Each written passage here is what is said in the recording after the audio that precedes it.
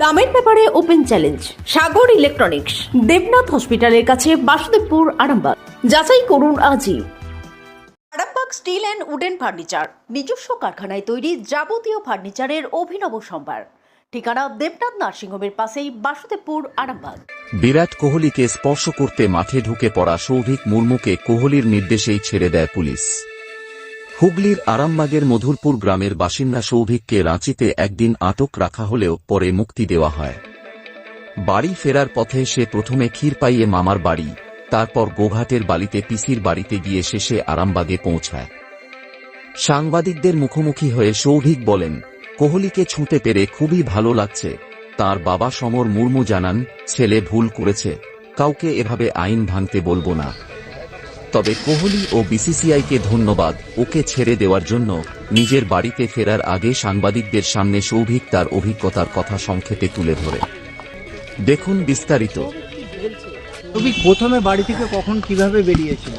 আমি বেরিয়েছিলাম খেলার একদিন আগে, মানে খেলার আগের দিনকে আমি পৌঁছে গেছি। আমি বেরিয়েছিলাম হচ্ছে শুক্রবার দিনকে বেরিয়েছিলাম, শনিবার দিনকে পৌঁছে গেছি। সেদিন আমি টিকিটের জন্য গোটা ঘোরাঘুরি করছিলাম। টিকিট তো আমার কাছে ছিল না, তাই জন্য টিকিট পাওয়ার জন্য ঘোরাঘুরি করছিলাম। কিন্তু টিকিট তো সেদিন পেলাম নি। সেদিন শুধু প্লেয়ারগুলো প্র্যাকটিস করতে এসেছিলো, ওদেরকে দেখা হলো। তারপর আমি স্টেশনে চলে গেছিলাম, যেখানে আমি যে স্টেশনে ছিলাম সেই স্টেশনে চলে গেছিলাম।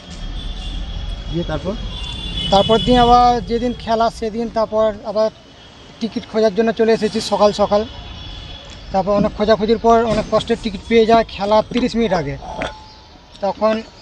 তখন ব্ল্যাকে অনেক দাম, দাম 4,500 টাকার টিকিট। অনেক কষ্টে কিনে সেটা আমার দাদার মাধ্যমে, ফোনপে মাধ্যমে কিনে। আমার কাছে অত টাকা ছিল না, তো তাই জন্য ফোনপের মাধ্যমে পাঠিয়ে আমার দাদা এরকম ফোনপের মাধ্যমে কিনা তারপর স্টেডিয়ামে ম্যাচ দেখতে যায়। স্টেডিয়ামে ঢোকার আগে কোনো ঠাকুরস্থানে গিয়েছিলেন? হ্যাঁ, গিয়েছিলাম। কোথায়?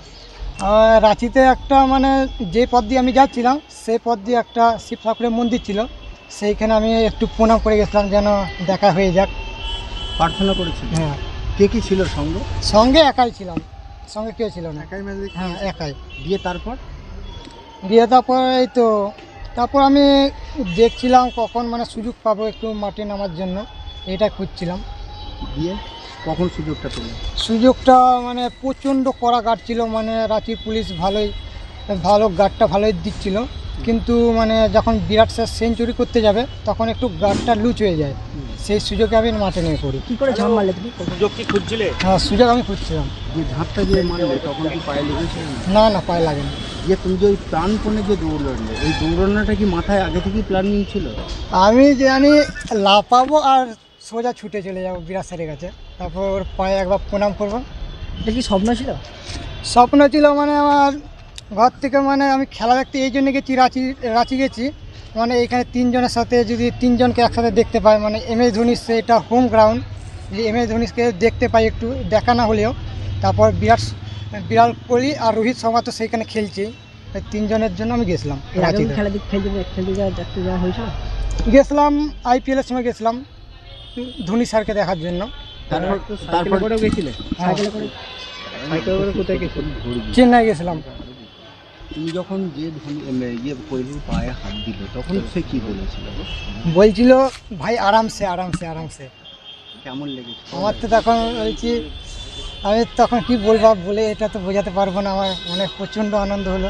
যখন না এরকম ভাবতে পারিনি, এরকম বলবে আমাকে, বলছে ভাই আরামসে আরামসে আরামসে। আমার তো শুনে প্রচণ্ড ভালো লাগলো। তখন যখন ধরে নিয়ে গেল তখন কি মনে হয়েছে? আমি তখন যখন আমাকে ধরে নিয়ে যাচ্ছিল তখন আমি শুরু বললাম, বিরাট স্যার আপনার ব্যাট চাইয়ে থা। তখন বিরাট স্যারকে ব্যাটটা চাইছিল, যেটা সেঞ্চুরি করলো। কি বললেন তুমি? এবার তখন তো আমাকে গান নিয়ে গেল, আর কথা হলো না। তারপরে কি? তারপর পুলিশে কি হলো? তারপর পুলিশ তো আমাকে নিয়ে গেল একটু। এবার ওরা একটু সেখানে আবার মারধর করলো। মারধর করেছিল পুলিশ? হ্যাঁ। দিয়ে তারপর আবার কাছে যে ধুয়া থানা থেকে সেইখানে আমাকে নিয়ে গেল। সেইখানে আবার বিন্দাস ছিলাম। থানার ভিতরে কি ঢুকিয়ে রেখেছিল না আমাকে? সেইখানে ওদের নজরেই ছিলাম। ওরা ওদেরই খাওয়া দাওয়া টাইম বাই টাইম ওদের সাথে, এবার ওদের সাথে গল্প করতুম, মানে ওরাই আমাকে সব কিছু করতে বলছে, তুই তো গোটা ইন্ডিয়া তোকে দেখছে, তুই তো পুরো রাঁচি পুরো করে দিয়েছি, আমাদের নাম পুরো তুই বদনাম করে দিলি, এরকম করে আমাকে বলছে। মানে পুলিশের চাপ হয়েছিল? হ্যাঁ, পুলিশের প্রচণ্ড চাপ হয়েছিল, বলছে অনেক সবার আবার চাকরিও চলে গেছে। এই ঢুকে পড়ার সাসপেন্ড করা, হ্যাঁ সাসপেন্ড করা হয়েছে না সবাইকে। তারপরে তোমার প্রথম তারপর তো আমি এইখানেই ছিলাম, তারপর আমাকে খাওয়া দাওয়া ভালোই ছিল ওদের সব। কোথায় নিয়ে গেছিলো? থানা থেকে? থানা থেকে একটা পাশের একটা হোটেলের জায়গার নামটা বলতে পারছি না। সেখানে থাকার ব্যবস্থা করে? হ্যাঁ, খাওয়া দাওয়া করে ওদেরই। কী খেলে? খেলাম তো যেমন ডাল ভাত, আমি তো অত খাই না, ডাল ভাত এটা। স্বপ্ন কি পূরণ হলো? স্বপ্ন তো পূরণ হলো, মানে আর একটা ইচ্ছা ছিল যে বিরাট স্যারের সাথে একটু কথা বলার, যেই কারণে গেছিলাম, যদি খেলার দিকে একটু সুযোগ পেতাম তার জন্য আমি গেছিলাম। যদি প্র্যাকটিস যেখানে প্র্যাকটিসের যদি আমার একটু যোগাযোগ করে দিত, এটার জন্য আমি গেছিলাম, তার জন্য আমি অত কষ্ট করে মাঠে নেমে। খেলা কি প্র্যাকটিস করা হয়? খেলা আমি মানে ক্রিকেট খেলা তো আমাকে ঘর থেকে অত দেয় না, মানে খেলতে দেয় না, তাই জন্য আমি খেলি না, শুধু টুকটাক ফুটবলই খেলি। মানে খেলা তো ক্রিকেট খেলা আমার ইচ্ছা আছে অনেক দিন থেকে, ঘরেও বলি, কিন্তু আমাকে খেলতে দেয় না। এটা স্বপ্ন তো পূরণ হলো, এরপরে কি খেলার দিকে ঝোঁক বাড়বে? হ্যাঁ, খেলার দিকে তো আছে, এটার জন্য আমি যেটার জন্য করছি এটার চেষ্টা করবো যাতে। সবই যে ঘটনাটা হয়েছে তার আগে তো তোমার পা ভেঙেছিল, হ্যাঁ। তো তুমি অত বড় রিস্ক নিলে শুধু স্বপ্নের জন্য, হ্যাঁ, তো ভয় লাগেনি একটু? না ভয় লাগে না, আমি শুধু বিরাট স্যারের সাথে একবার দেখা করবো আর বলবো যাতে আমাকে একটু প্র্যাকটিসের দিকে চান্স দিয়ে দেয়। সেই জায়গাটা কথাটা হয়ে উঠবে না। কথাটা হয়ে ওঠে না। টপিক পুলিশ যখন ধরলো কোথাও কি ভয় লাগছিল? না ভয় লাগে না, আমি তো আমাকে ধরেছে গার্ডরা, তখন আমি হেসে আসছিলাম।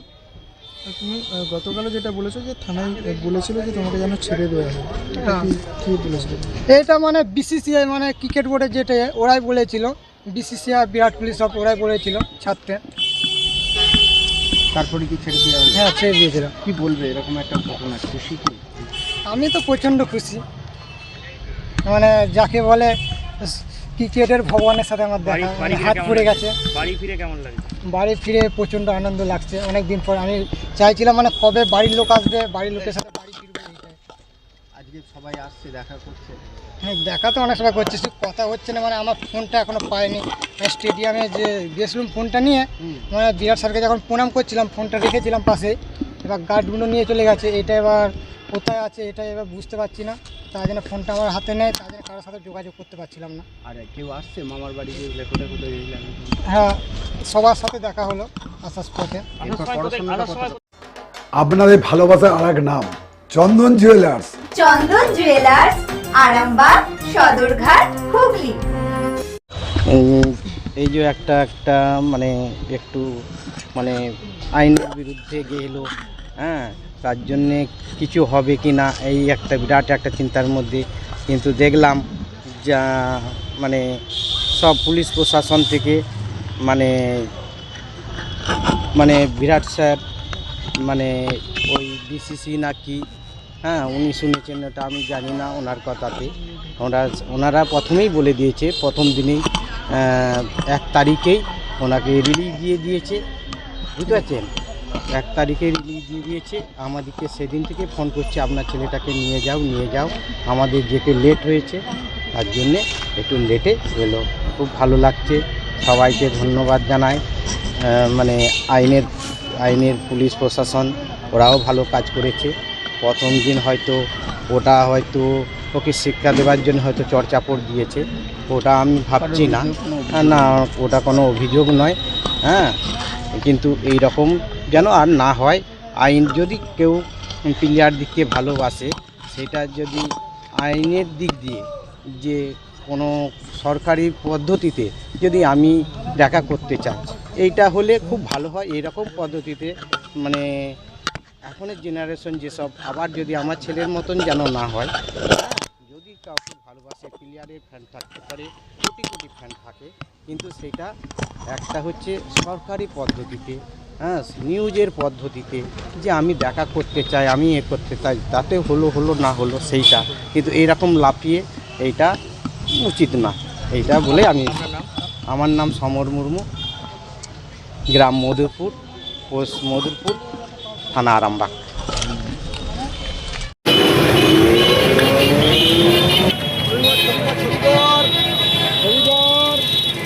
এই মুহূর্তে দেখতে পাচ্ছেন প্রতিবাদী আওয়াজ ফেসবুক লাইভের মধ্যে দিয়ে দেখতে পাচ্ছেন নিয়ম ভেঙে একদম মাঠে নেমে রাঁচির মাঠে সেই ছেলে কিন্তু এসে আরামবাগে উপস্থিত হয়েছে রাঁচির মাঠে বিরাট কোহলির ফ্যান দেখতে পাচ্ছেন সৌভিক মুর্মু বিরাট কোহলিকে মাঠে নেমে প্রণাম করে দেখতে পাচ্ছেন সেই যুবক কিন্তু এসে উপস্থিত হয়েছে আপনারা দেখতে পাচ্ছেন প্রতিবাদী আওয়াজ ফেসবুক লাইভের মধ্যে দিয়ে দেখতে পাচ্ছেন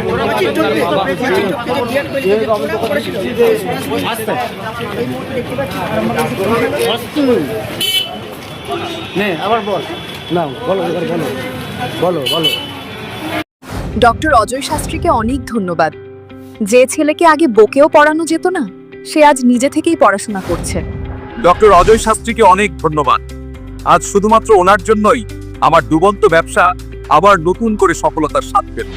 আমাদের একমাত্র মেয়ের বিয়ে হচ্ছিল না, কিন্তু আজ সে সুখের সংসার করছে। ধন্যবাদ ডক্টর অজয় শাস্ত্রীকে। এনাদের মতো যদি আপনারাও জীবনে সুখের পরশ পেতে চান, তাহলে আজই স্ক্রিনে দেওয়া নম্বরে কল করে যোগাযোগ করুন ডক্টর অজয় শাস্ত্রীর সঙ্গে। জীবনের কঠিন মুহূর্তে আপনাকে সঠিক পথে পরিচালিত করবেন আন্তর্জাতিক খ্যাতিসম্পন্ন স্বর্ণপদক ও স্বর্ণ মুকুটপ্রাপ্ত ডক্টর অজয় শাস্ত্রী। তিনি শুধু আপনাকে পথই দেখাবেন না, আপনার জীবনে সত্যিকারের সুখ, শান্তি, ঐশ্বর্য, অর্থ যেন সঠিক সময় আপনার কাছে পৌঁছে দেয় সেই দায়িত্বও নেবেন।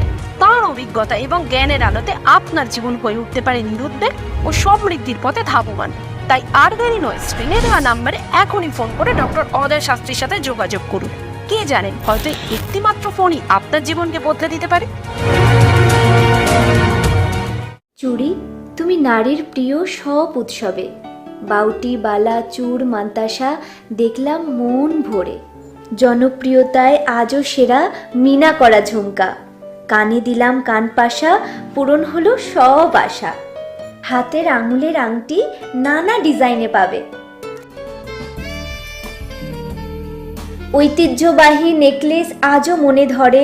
জড়োয়া, সীতাহার সবার নজর কাড়ে, তাই তো বিয়েতে পেলে এত গয়না সবার মনে ধরে।